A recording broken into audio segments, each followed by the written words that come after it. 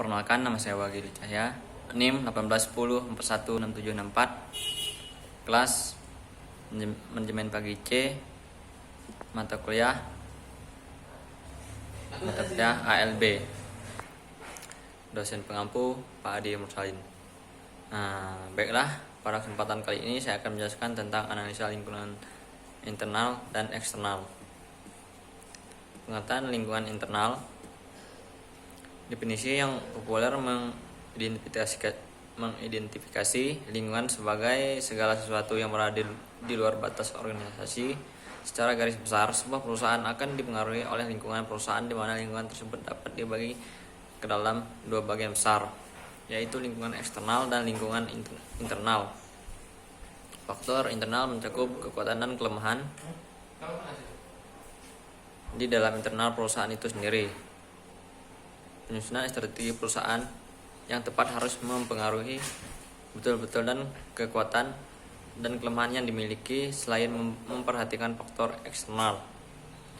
Analisa lingkungan internal perusahaan merupakan analisa yang berguna dalam mengidentifikasikan kekuatan dan kelemahan suatu perusahaan atau dasar sumber daya dan kapabilitas yang dimiliki. Lingkungan internal memiliki dua profil, yakni kekuatan ekstrik dan kelemahan ekses. Mencakup semua unsur bisnis yang ada dalam perusahaan seperti struktur, organisasi perusahaan, budaya perusahaan, dan sumber daya. Analisa lingkungan eksternal dilakukan untuk mengetahui tingkat saing perusahaan berdasarkan kondisi internal perusahaan Faktor internal perusahaan sepenuhnya dapat dikendalikan sebagai kelemahan yang diketahui dapat diperbaiki. Logistik ke dalam aktivitas perusahaan yang berkaitan dengan penerimaan penyimpanan informasi mengenai gudang, persediaan atau jadwal pengiriman. Operasi aktif perusahaan yang berkaitan dengan transportasi impor produk menjadi produk akhir yang meliputi permesin, praktek, pengetesan, pengadapkan, dan pemeliharaan mesin atau peralatan. Logistik keluar, aktivitas perusahaan yang berkaitan dengan pengumpulan, penyimpanan, dan distribusi produk ke konsumen.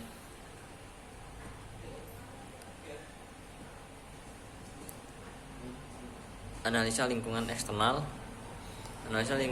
mencakup pemahaman berbagai faktor di luar perusahaan yang mempengaruhi pada munculnya kesempatan bisnis, bahkan ancaman bagi perusahaan. Di dalam analisa lingkungan eksternal berupa memilih permasalahan global yang dihadapi perusahaan dalam bentuk fungsi dan keterkaitan, agar bagian-bagian pengembangan strategi analisa dibutuhkan tidak hanya terbatas pada rincian analisa kesempatan dan ancaman saja, setiap juga menentukan dari mana dan untuk apa hasil analisa itu.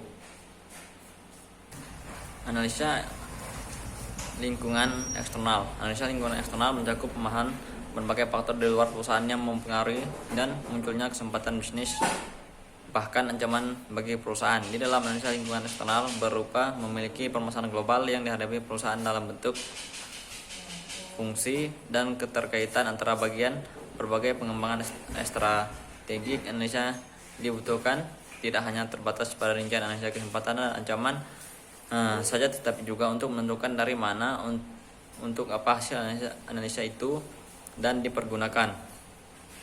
Oleh karena itu, menjadi puncak membutuhkan diagnosis lebih lanjut atas hasil analisa lingkungan eksternal.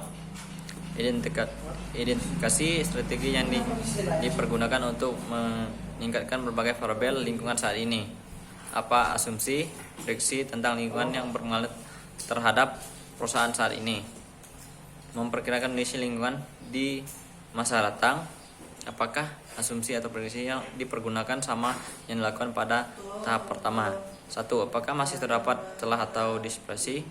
Diagnostisasi apakah dispersi ekstrik antara kondisi lingkungan saat ini, di mana yang akan datang cukup signifikan untuk mempertimbangkan bagi kepentingan perusahaan?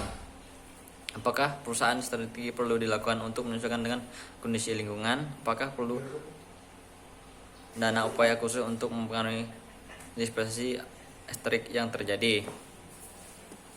lingkungan umum, general environment. Apakah kumpulan dari berbagai faktor lingkungan makro eksternal baik secara langsung maupun tidak langsung yang mempengaruhi dinamika pada perusahaan. Lingkungan umum dapat dikelompokkan dalam 3 sektor utama: sosial, ekonomi, teknologi, dan pemerintah.